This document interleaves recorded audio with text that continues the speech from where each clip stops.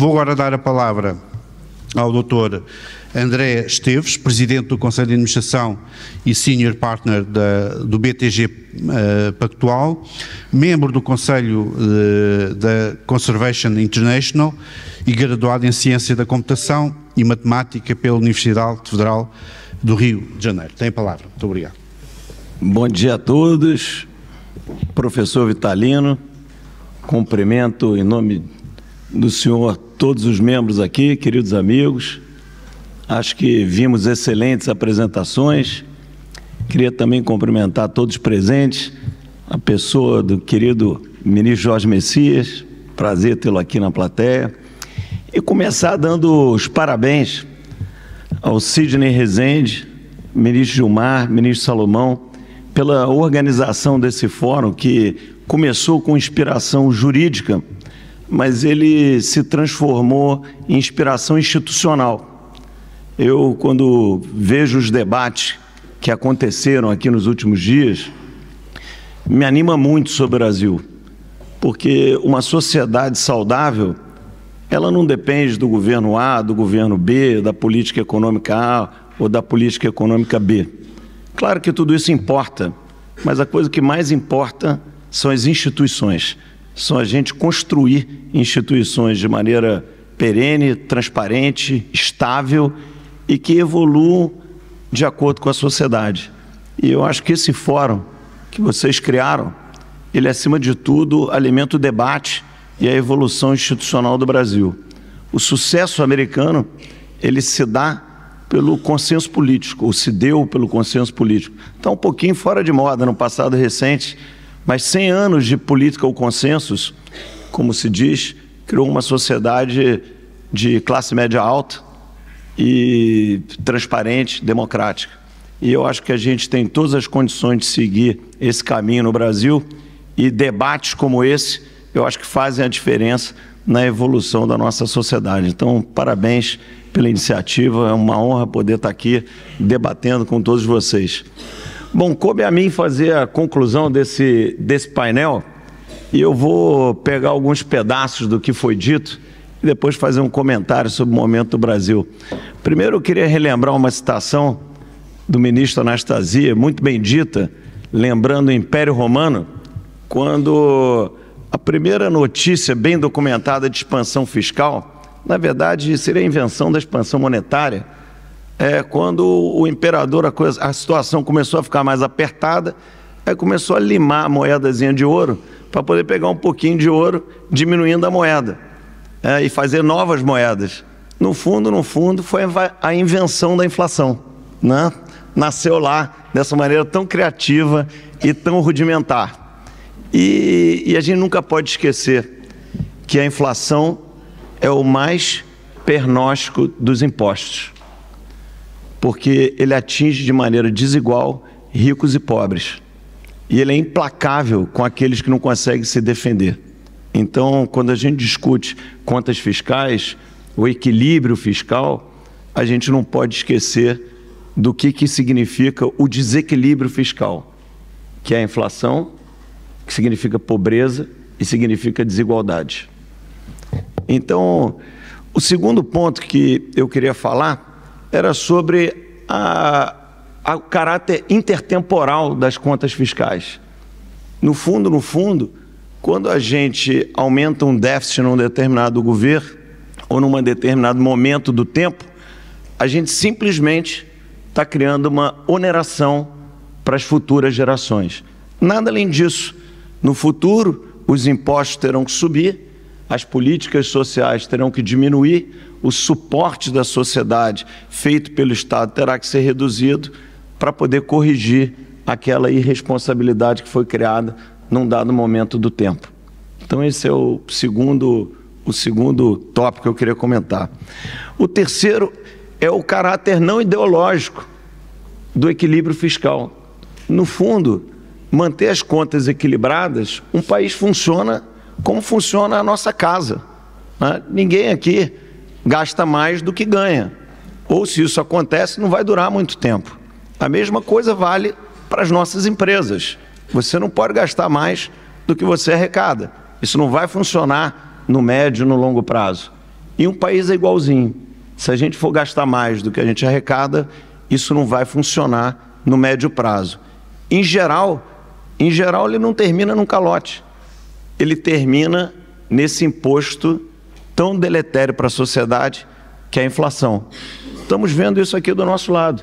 A Argentina acabou de cruzar os 100% de inflação anualizada, né? Isso é, obviamente, aquilo que o Brasil viveu no final dos anos 70, durante toda a década de 80, e que, infelizmente, aqui, as gerações aqui presentes assistiram e viveram o quão deletério isso foi para a nossa sociedade. Isso nada mais era do que um crônico desequilíbrio fiscal. Outra coisa também que eu queria comentar é sobre qualidade de gastos, que também foi mencionado aqui pelo desembargador Marcos, pelo ministro Anastasia, pelo meu querido Jorge Viana e pela Vilma. A gente confunde qualidade com quantidade. Obviamente que o gasto em educação é importantíssimo. Agora, o Brasil gasta a mesma proporção do PIB em educação que a Coreia do Sul. Então, fica a reflexão para nós. Não é um problema de quantidade. Talvez a gente tenha que ter certeza o que a gente está fazendo com esse gasto, como a gente está fazendo, quais os benchmarks internacionais que podem nos orientar a fazer mais uso de cada real empregado nisso. E não ficar com grandes dilemas, ou grandes títulos, ou grandes políticas. Claro que temos que ter as nossas políticas, as nossas ideias, as nossas adaptações, mas vamos olhar um pouco em volta. Como o querido Jorge lembrou, tem um mundo por aí e o mundo está cheio de benchmarks, de coisas boas, de coisas ruins. Cabe a nós aqui, lideranças empresariais, jurídicas, políticas, tentar trazer aquilo de bom e evitar aquilo de ruim.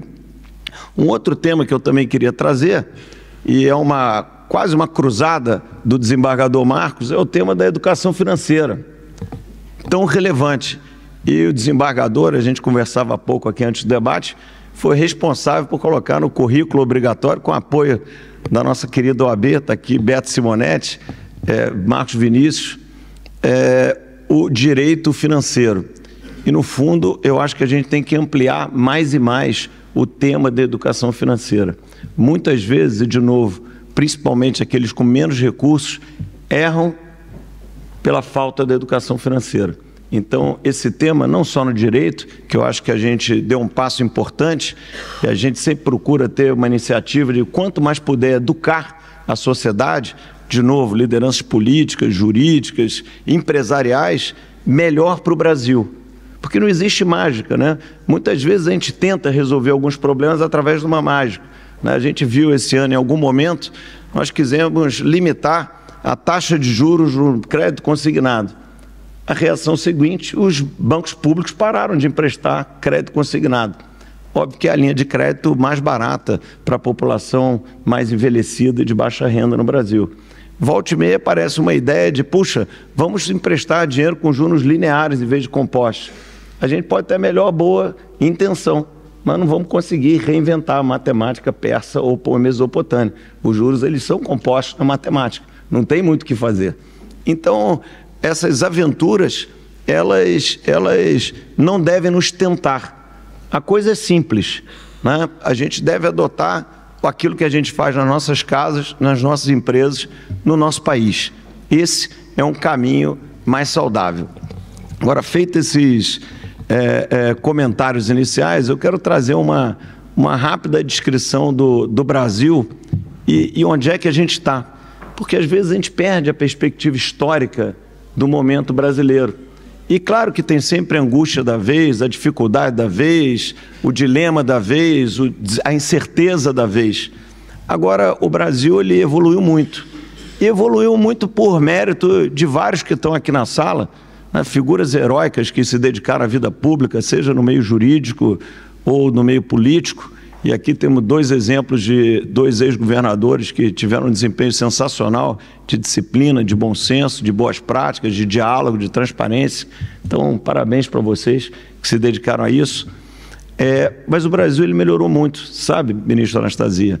Eu me lembro quando eu comecei nas mesas de operações, a mais ou menos início dos anos 90, a taxa de juros já existia um mercado de debêntures privadas ou de títulos indexados à inflação. E era um mercado de 2 anos, eram basicamente debêntures de leasing dos bancos de primeira linha.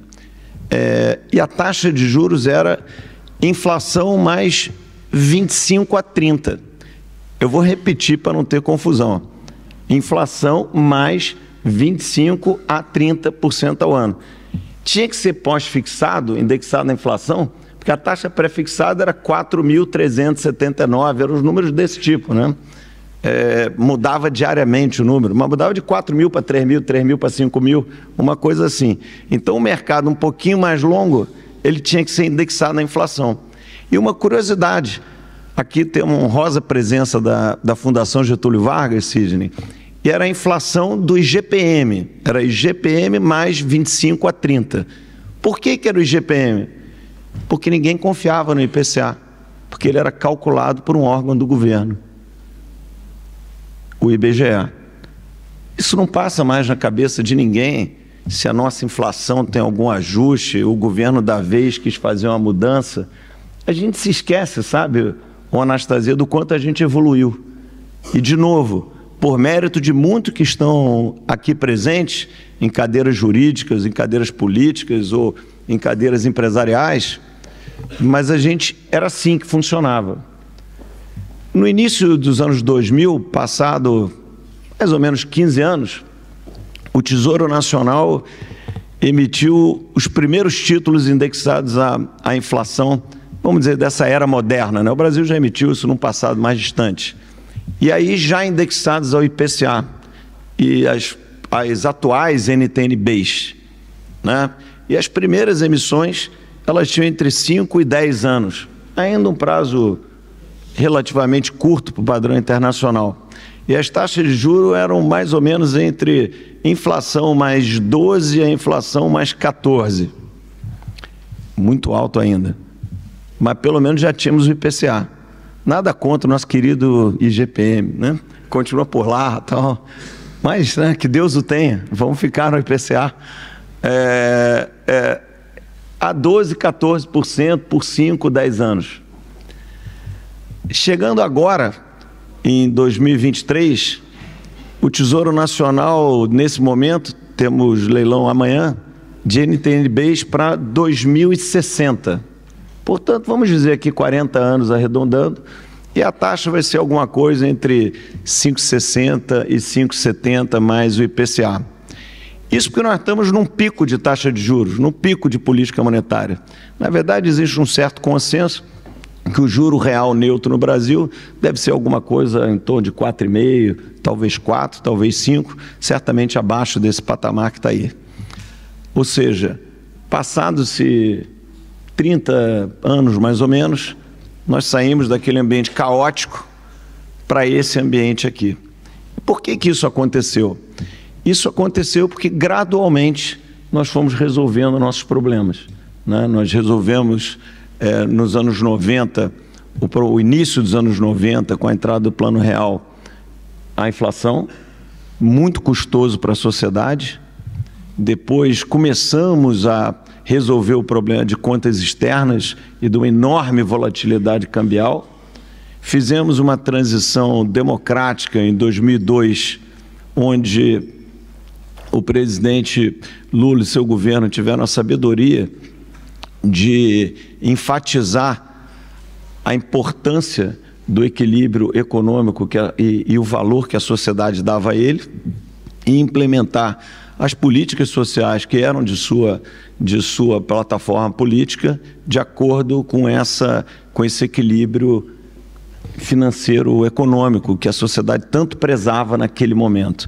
E o governo foi um sucesso de popularidade em todos os níveis da sociedade, incluindo o establishment financeiro, econômico, mercado, aquilo que se chama de mercado.